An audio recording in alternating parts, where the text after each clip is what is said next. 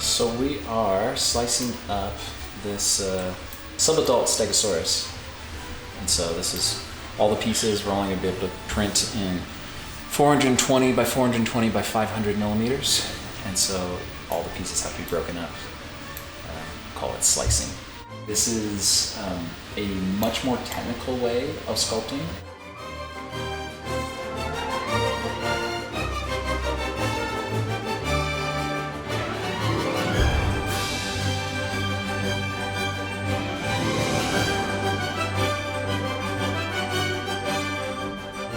That's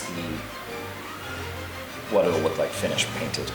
So this is going to be based off of Colorado State Reptile, which is the western painted turtle. Colorado State Fossil, Stegosaurus, and Colorado's State Reptile, living reptile,